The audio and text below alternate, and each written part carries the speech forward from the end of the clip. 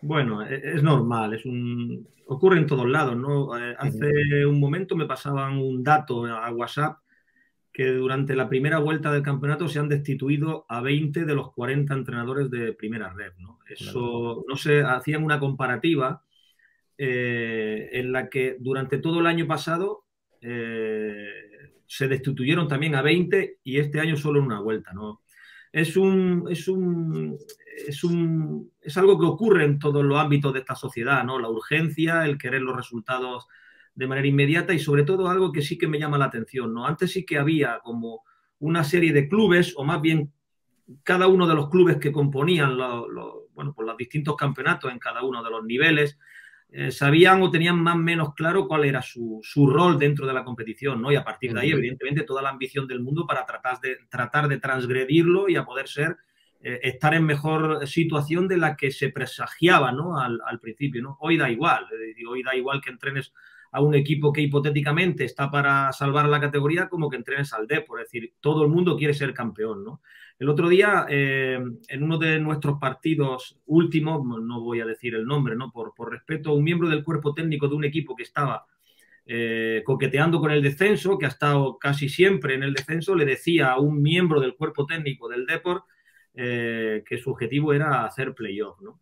Esa ambición desmedida tiene una parte buena y una parte mala, ¿no? Que como lo digas, te lo crees, haces creer a todo tu entorno que eso que es factible y evidentemente vienen las decepciones, ¿no? Por tanto, imagínate en el Depor, ¿no? En el Depor pues tiene que ser así y yo por suerte, aunque el Depor posiblemente sea, ¿no?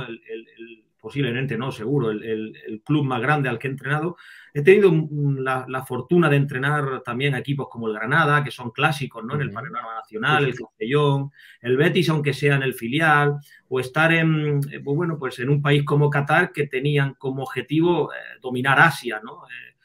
Y te das cuenta de que eso también me ha hecho a mí, ¿no? A través de los años y de poder, por suerte, entrenar a estos clubes, crear también esa capacidad para relativizarlo todo, ¿no? Es decir, tenemos claro cuál es el objetivo, el primero, el que os está hablando, y a partir de ahí, evidentemente, saber que esto tiene altibajos, ¿no? Que no va a ser la primera vez que perdamos, ni la segunda ni la tercera, y que, por supuesto, todos los clubes van a perder, ¿no?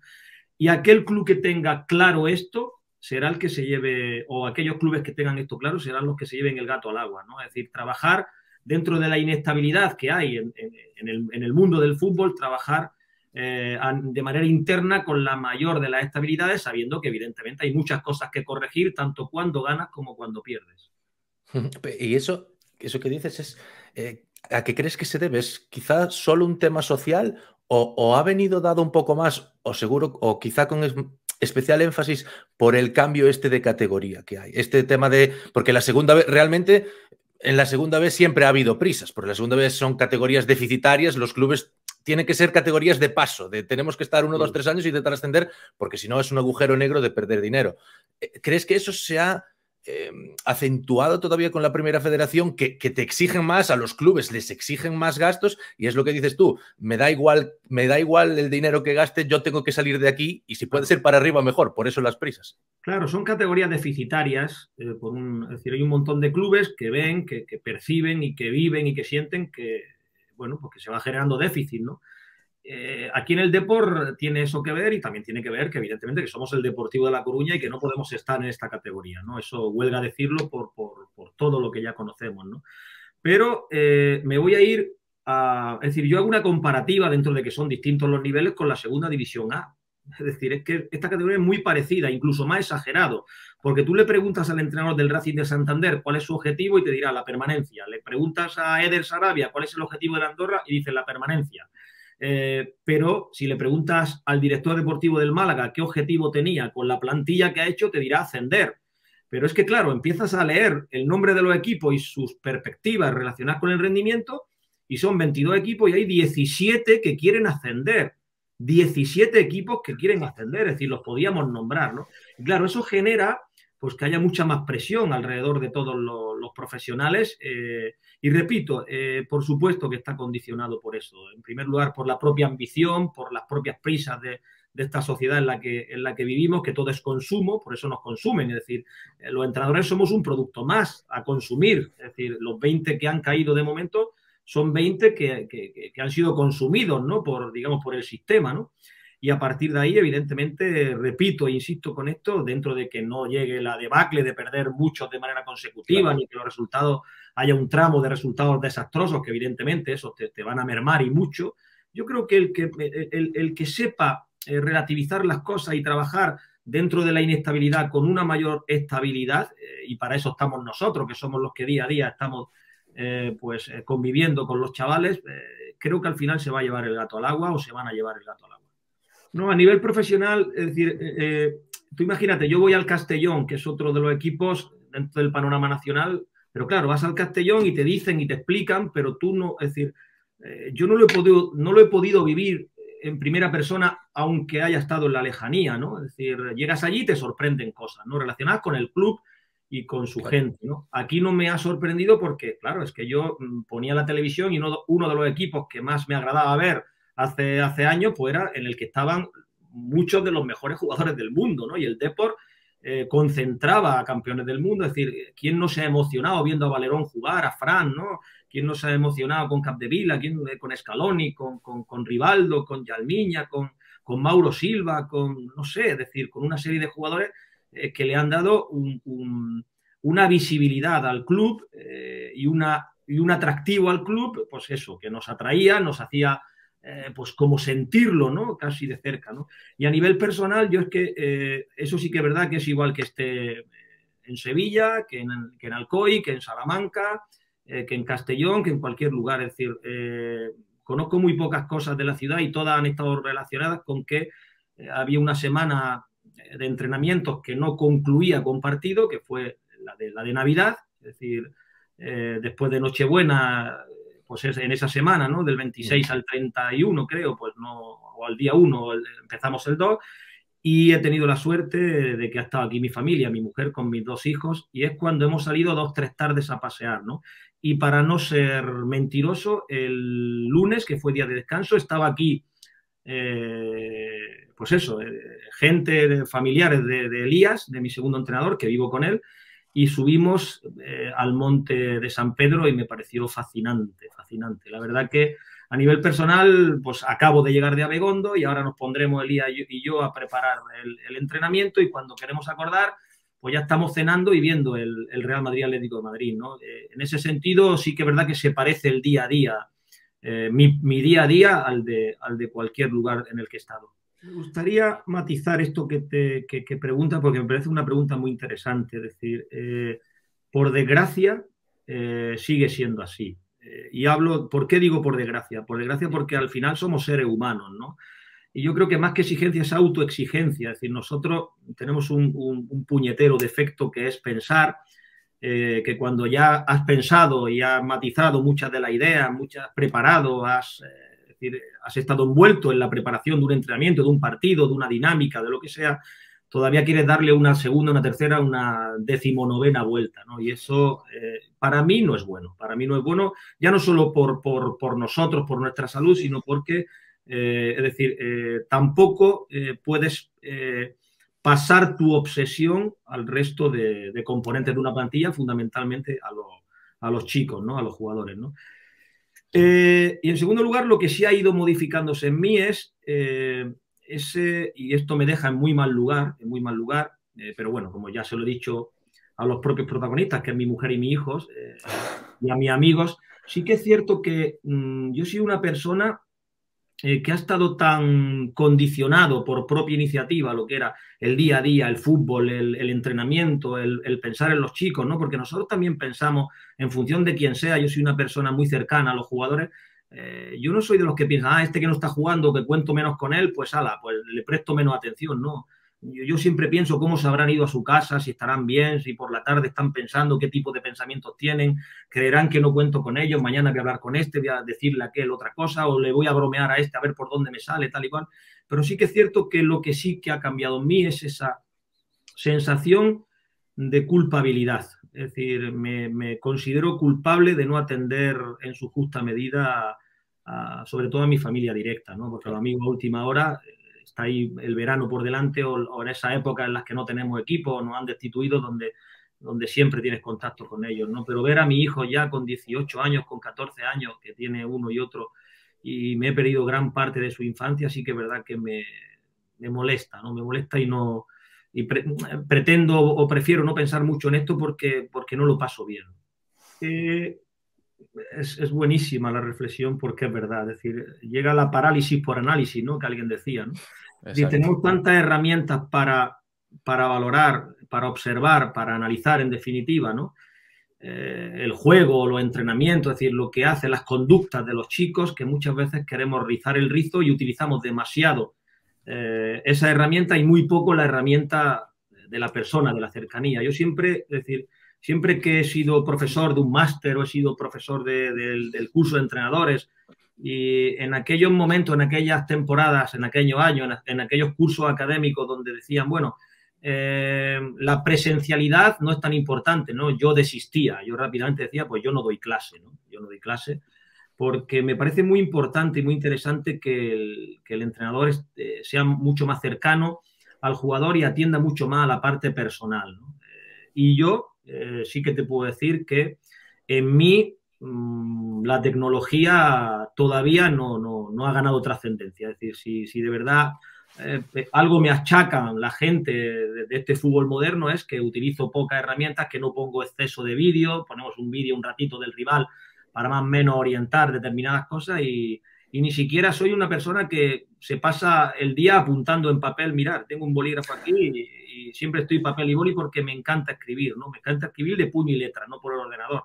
De hecho, tengo un defecto que me convierte en una persona casi tonta, por decirlo de alguna manera, que es que cuando estoy escribiendo mis libros, porque ya sabéis que soy autor de 7 libros, pues primero lo hago de manera manuscrita y después lo paso a ordenador, que es una cosa de locos. Pero a mí me gusta y me gusta guardarlo porque ha sido escrito por mí y me relaja escribir. Y si tu pregunta va relacionada con que Óscar Cano si por algo es criticado dentro de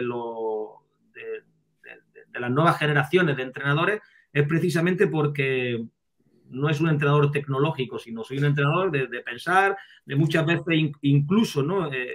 Todo lo que está programado, imagínate mañana, ya el entrenamiento de mañana ya está hecho, ya está diseñado, ya está creado con unos objetivos, con unos contenidos, pero me puedo levantar mañana y en el coche de aquí a Begondo decir, lo cambio todo, o en mitad del entrenamiento, por eso necesito a Elías, porque él sí me comprende, los demás me tienen que ir conociendo, pues hacer una tarea distinta porque en ese momento se me ha ocurrido que es más interesante hacer otra cosa, ¿no?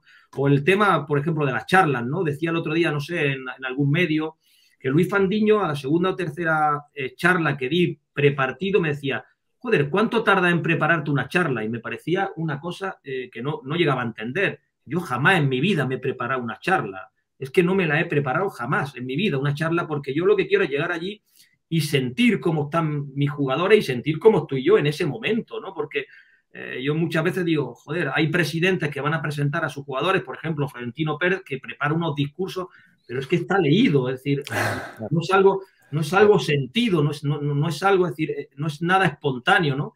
Y la vida, por desgracia, está tendiendo a que perdamos la espontaneidad y para mí sigue siendo muy importante. Pero, mira, a mí me parece muy interesante porque has hablado de cosas, es decir, has hablado de la pizarra. En primer lugar, más que te compren ellos a ti, tú tienes que hacerles sentir que son ellos los que saben hacer las cosas. Por tanto, eso es imposible que ellos lo sientan si pretende realizar un fútbol, ¿vale?, que no parte de ellos. Es decir, aquí ¿quién juega? Los jugadores tienen unas capacidades que en la mezcla con las de otros compañeros, ¿vale?, dan origen a un tipo de fútbol. Eso es decir, que está por encima del que yo les pueda decir. Es decir, si yo quiero plantear, como el otro día, un partido a tumba abierta, donde le dé mucha trascendencia que esa mala emoción que hemos tenido, ese mal cuerpo que yo percibo, ¿no?, durante toda la semana por haber perdido en Alcorcón, y quiero una gente enchufada que rápidamente conecte con mi grada, porque para mí son vitales, ¿no?, esa energía, ¿vale?,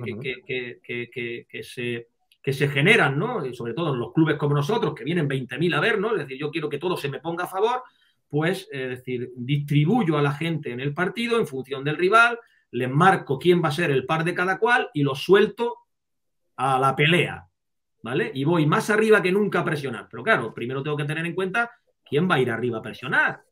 Es decir, quién va a ir arriba. Entonces tendrán que jugar Roberto y tendrá que jugar Villares, tendrá que jugar este y no podrá jugar el otro. Y eso no es que el otro sea peor, sino en este contexto que queremos crear necesitamos unas capacidades. Y yo no puedo hacer creer al jugador en algo que él no siente y que él no tiene. Por tanto, no es convencerles de nada, es convencerles de que son ellos los que nos inspiran a jugar de determinadas maneras. Por tanto, mi ego ahí está es decir, no tengo esa patología. Yo veo aquí la gente que admira a los jugadores y que a mí me admira menos y yo estoy más feliz que nunca.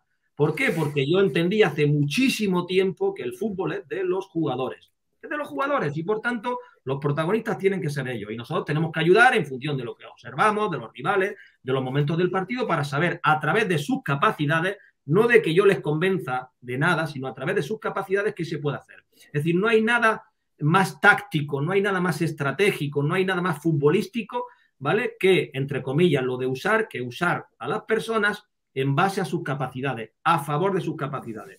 Si tú me dices a mí ahora mismo, oye, tienes que salir ahora mismo y dirigir el tráfico ahí en la rotonda,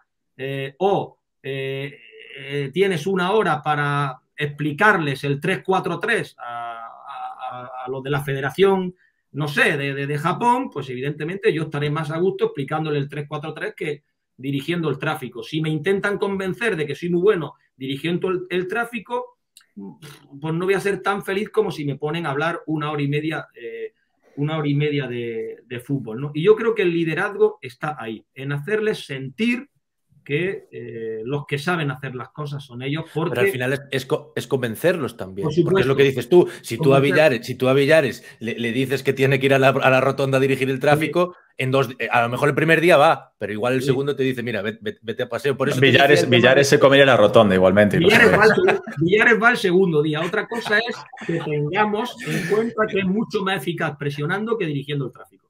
Claro, pero ahí está el tema de... Le escuchaba este día decir a Iraola que el futbolista decía, además Iraola, que es un técnico joven, decía, el futbolista detecta pronto a los impostores, ¿no? Si el futbolista detecta que tú lo que estás explicando ahora, ¿no? Si detecta que le estás pidiendo algo para lo que no está preparado, dirá, este tío no sabe ni por dónde le viene el aire. Ese es el respeto, y ese es el gran respeto que se le tiene a los entrenadores. No es que yo dé 4 voces en un entrenamiento, porque yo soy muy variable en eso. Es decir, hay días donde creo que hay que apretar y le aprieto y le exijo y me miran como diciendo, hostia, qué cabrón está este hoy, ¿no? Y hay otros días pues que siento que tengo que ser mucho menos intervencionista en el día a día, ¿no? Pero el respeto se lo gana un entrenador a través de lo que te he dicho, a través de hacerles ver que a partir de lo que realmente son se construye nuestro fútbol. Es decir, y eso es muy difícil muchas veces porque, claro, genera mucho ruido externo, ¿no? En el sentido de que, ¿y por qué no he jugado Isi con lo bueno que es, ¿no? Por ejemplo, el otro día, ¿no? Pues la gente no sabe que no es porque me llevo mal con Isi, ni porque no nos hablamos y menos con él, ni porque considere que no es un gran jugador, porque lo es, sino porque hemos planificado o hemos visto que lo que mejor podemos hacer, después salió bien, otra vez sale mal, es esto que hemos planificado. Y para esto que hemos planificado necesitamos una serie de recursos. Y los recursos no son otra cosa que las cualidades, las características, las capacidades, la identidad de cada jugador. Teníais que ver que con mayor o menor acierto, porque esto es fútbol y unos días estarán mejor, otros peor, evidentemente, y es muy humano dejarse llevar, pero teníais que ver entrenar a la gente que menos minutos tiene aquí. Es un auténtico espectáculo. Además, gente que viene incluso de otra categoría y que no está participando. Gente que tiene un montón de años a su espalda y que es un ídolo absolutamente merecido, por otra parte, del deportivismo, ¿no? Como puede ser Alex, estoy hablando de los 2 porteros que menos juegan, estoy hablando de Kuki, estoy hablando de Narro, estoy hablando de Peque. Es decir, yo creo que cuando le hablas con honestidad a los jugadores, ¿no? Más allá de que ahí voy. Claro, de que no lo van a comprender en el sentido de que siempre hay una parte de ego y personal que debe de existir en la que él mismo se diga a sí mismo, ¿no? Oye, yo estoy para jugar, yo quiero tal, ¿no? Pero cuando realmente le explica a la gente los porqués y cuando hay una dinámica de entrenamiento, de de información, ellos al final no es que lo aceptan, ¿no? Pero yo siempre les digo lo mismo les digo. O lo digo a nivel colectivo, a nivel individual, o incluso aprovechando hoy, por ejemplo, he hablado con un jugador sin haberlo planificado, porque bueno, he llegado al comedor de Abegondo, ellos estaban comiendo y había uno de ellos a los que le he dicho, olvídate si te pongo más o menos, sigue como estás porque ese es el camino tuyo. Habrá otros que evidentemente pues vemos que tienen menos posibilidades de jugar, pues esos son los que en cada ventana del mercado, como en todos los lugares del mundo, se dice, oye, creemos que va a jugar menos y te abrimos la posibilidad de poder buscar equipo, ¿no? Porque hay que ser honestos también con ellos a través de eso, ¿no? Toquemos madera porque siempre hay una primera vez, tengo 22 años y nunca he tenido ningún tipo de problema con los que menos juegan, ¿no?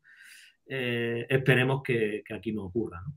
Pues Lebedenko, a ver, Lebedenko es igual que la descripción que hicimos, ¿no? Es decir, muy similar a lo que ya describimos. Es un jugador súper atento, con unas ganas enormes de hacerse con un nombre y con un hueco, ¿no? En lo que es la élite aquí en España. Jugador rapidísimo, un jugador que en defensa es de los que se rehace, ¿no? Cuando a lo mejor no ha tomado una primera buena decisión, se rehace.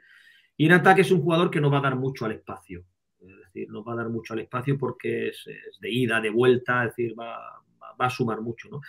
Y Quique, pues es un jugador para mí diferencial. Tiene 1 contra 1, tiene gol y para nada, es decir, yo no igual que hay otras veces, ¿no? Que dice, hostia, se le nota mucho que ha estado algún jugador que haya yo podido tener anteriormente en otros clubes, se le nota que ha estado inactivo mucho tiempo, no. Es decir, no. Cuando tú entrenas en primera división y él ahí en el parón del Mundial ha disputado minutos en los amistosos que ha tenido Osasuna y tal, yo ahora mismo, evidentemente, esto tendrá, es decir, al principio a lo mejor no estará para 90 minutos, o sí, no lo sabemos, y poco a poco tendrá que adquirir la forma como cualquier ser humano, ¿no? Pero para nada se le nota que ha estado lesionado tanto tiempo y nos ha sorprendido a todos también, al igual que Lebedenko, pues porque sus capacidades van a multiplicar, ¿no? Las posibilidades del equipo. Bueno, a ver, vamos a matizar. Yo soy muy de centrocampistas, pero vamos a matizar esto. Si yo te hablo de Marcelo, cuando jugaba en el Real Madrid, te estoy hablando de un centrocampista, es decir, es un jugador que a pesar de ocupar un puesto que a priori no tiene nada que ver con el del centro del campo, desde su posición hace labor de centrocampista, es capaz de gestar jugadas, de iniciarlas, de acompañar al equipo, de crecer con el juego del equipo. ¿Por qué te digo esto? Porque esto no se trata de jugar con 2 o 3 centrocampistas, sino quién son los demás. Si nosotros tenemos 2 centrocampistas y Lucas, que es un jugador al que le gusta mucho venir, asociarse, y Mario, que viene, se asocia, y por el otro perfil podemos también poner a otro, pues no somos 2, somos 5. Pero claro, cuando tienes a 5 y mucha gente, y esto aquí le doy la razón a las personas que han dicho, joder, es que parecía un embudo, ¿no? El equipo en estos 2 partidos en los que no está Antoñito. Efectivamente parecía un embudo. Un embudo que en ciertos momentos, en muchos, ¿vale? Sobre todo contra Unionistas, nos favoreció. Es decir, acumular a tanta gente por dentro, gente tan fina en el pase para hacer una pared, para filtrar un balón. Es decir, porque el equipo tuvo la profundidad por dentro. Es decir, Quiles se quedó solo contra el portero, 2 o 3 balones que por la mínima no llegaron y el portero anduvo listo y salió antes de tiempo. ¿Cómo fueron los goles contra Unionistas y todo el peligro? Es decir, ganando la espalda de los últimos defensores y tal. Pero sí que es verdad que uno analiza y ve y proyecta su imaginación y dice, hostia, pero es que me falta por el perfil izquierdo fundamentalmente un poco de profundidad que no nos la daba Pablo por una cuestión principal, porque tenía que resetearse y volver a aquellos tiempos donde eran lateral. Ahora se ha animado y el otro día hasta tiró un lanzamiento que pudo suponer el 2-0, ¿no? Es decir, todo tiene su tiempo y su ritmo, ¿no? Según quien lo rodee, sí se puede jugar con 2 centrocampistas, porque si yo te digo, venga, hoy voy a poner a jugar a Isi y a Rubén como doble pivote, ¿vale? Y vamos a jugar con Mario, con Luca y con Quiles. Y claro, es decir, es que ahí hay 5 centrocampistas prácticamente, ¿no? Pero también tenemos demasiado encasillado a los jugadores. Evidentemente, el nivel técnico de uno no es el nivel técnico de otro y el nivel físico de uno no es el nivel físico de otro. Hasta ahí de acuerdo. Pero es que Roberto, Olavi y Villares juegan bien al fútbol. Es decir, no son tan... Es decir, claro, destacan por robar la pelota, por el trabajo que están haciendo los dos, que para nosotros es crucial. Si queremos mantener tanto talento en el campo, hay una serie de reequilibrios, ¿no?, que realizar constantemente, y estos dos son dos jugadores maravillosos en ese sentido, pero es que tú ves jugar y entrenar a Roberto Lave y a Villares y se la pasan a los de su equipo también, ¿eh? Es decir, no estamos hablando de que son Sí, los sí, jugadores. sí. Igual no tienen el talento para pasar, para filtrar, para ser tan diferencial, ¿no? Y no, pues como son Isi y Rubén, haciendo eso, ¿no? Pero aquí todo el mundo tiene más del mínimo, ¿no? Y según como lo rodees, podemos jugar con 2, incluso con 4, porque si yo ahora mismo te digo que voy a jugar con tres por dentro, más Mario por fuera, como hemos jugado mucho tiempo, es que éramos 4, como ayer el Barcelona, ¿no? Tenía Sí. De Jong, a Busquets, a Pedri y a Gavi, ¿no? Es decir, se puede jugar de muchas maneras. Es maravilloso. Han hecho un trabajo en verano, aunque yo no estaba, evidentemente no lo puedo juzgar porque no los veía, pero sí veía el resultado de su llamada, tanto Carlos como Juan, pero ahora sí lo he vivido in situ y es que, no, es decir, yo hay días que me vengo a casa antes de lo que querría venirme porque estoy muy a gusto entre ellos, porque no soporto no poder hablar con ellos porque no paran al teléfono. Uno se va para allá con el teléfono, otro para allá, habla. Es decir, es una locura el número de horas que le están echando en pos de tener al mejor equipo, ¿no? Y de momento estoy muy satisfecho con el mercado que llevamos. A ver, cuando nosotros nos decidimos a firmar a Rubén, yo era un chico que no conocía, tenía ya 25 años, Rubén, y jugaba en el Teruel su primera temporada en Segunda División B, ya tenía 25 años. Es decir, algo mal ha hecho él, no nadie, algo mal ha hecho él, para, con la calidad que tiene, no destacar o no estar en una categoría mucho más seria que la tercera división y ahí en su casa, por Zaragoza, dando vueltas por equipos de tercera división y porque el Teruel ascendió y él ascendería, no lo sé exactamente con el Teruel y ahí estaba, ¿no?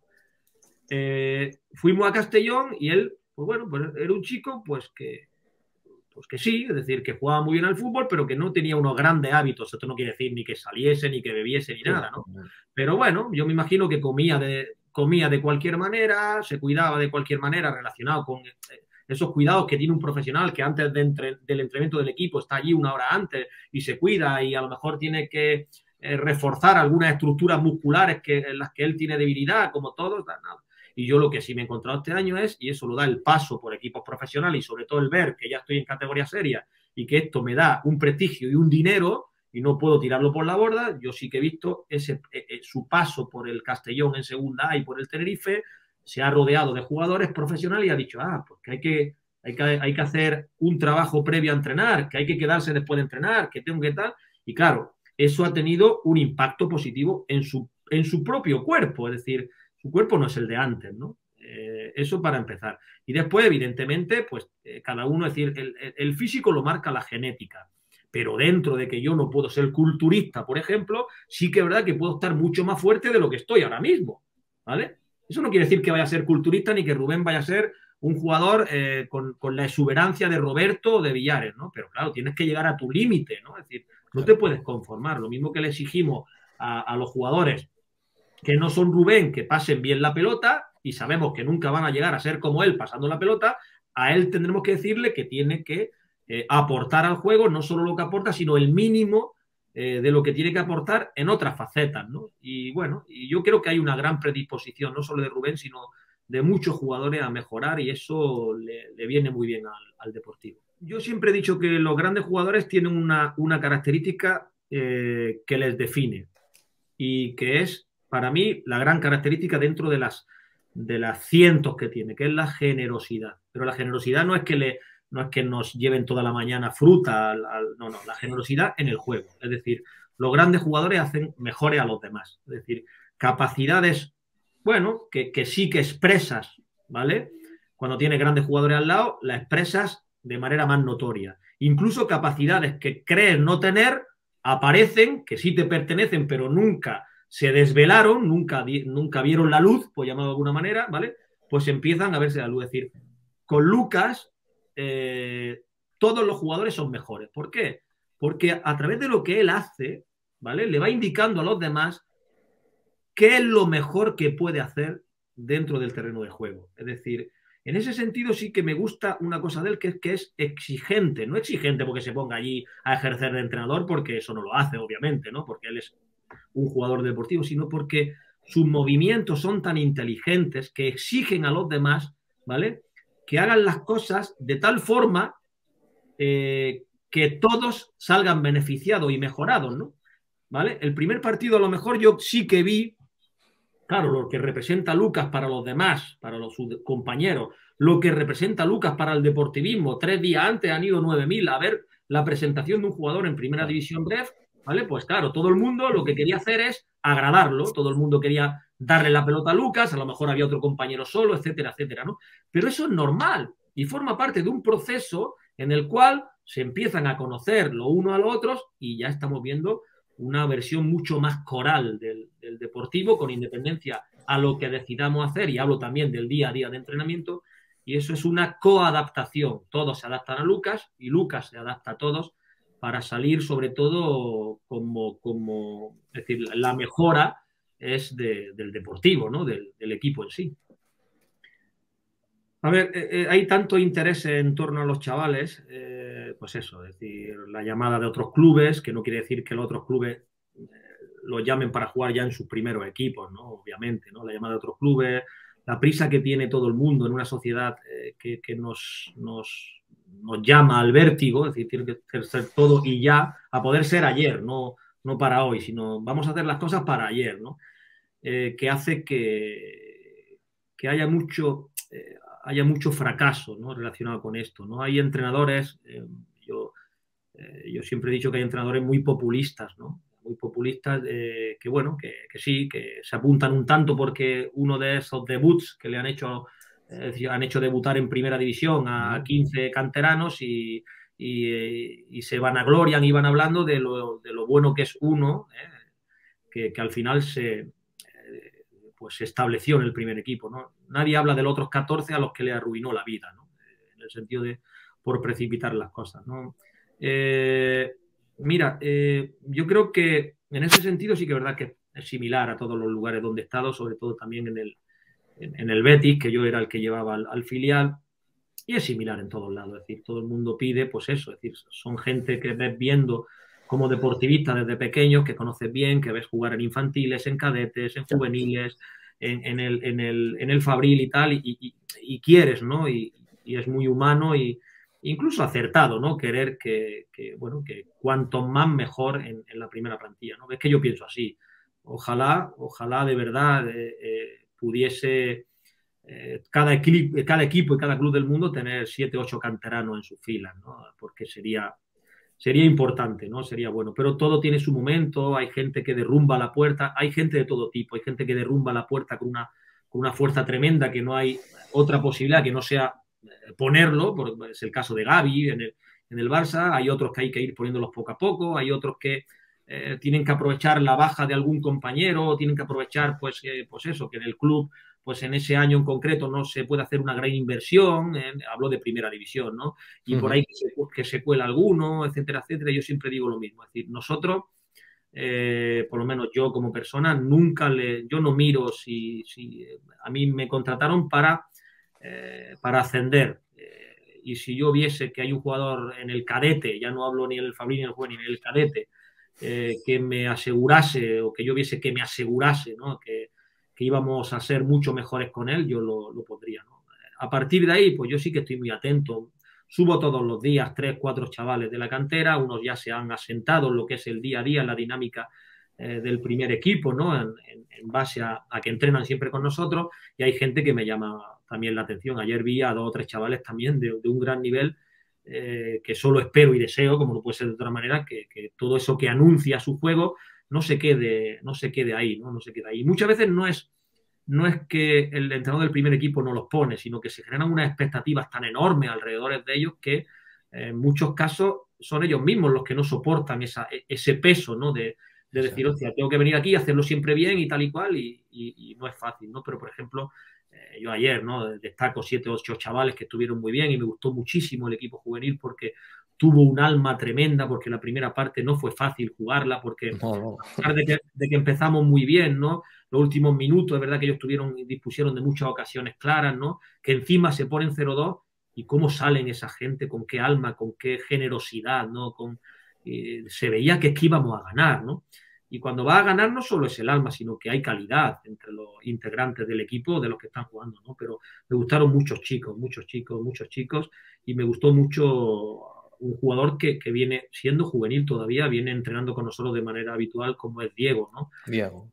Sí, una personalidad terrible para jugar al fútbol, es decir, estaba ante todo un Atlético de Madrid con chicos que también, algunos de ellos llegarán a la élite, muchos de ellos también se perderán, ¿no? Porque muchas veces hablamos, no, cuando nos enfrentamos al Madrid o al Barcelona en aquella ocasión, y ahora le ves la alineación, yo no sé en este caso concreto porque lo desconozco, pero yo llevo 22 años en el fútbol, ves que muchos de esos jugadores están en segunda red y en tercera red, muchos claro. no. Sí, por cada Gavi hay 10 de los otros que claro, ahora pero mismo es normal, claro. y por cada, pues eso, por cada talento hay 1000, ¿no? Es decir, no hay 2 Messi, no hay 2 Iniesta, no hay 2 Haaland, no hay 2 Mbappé, claro. ¿No?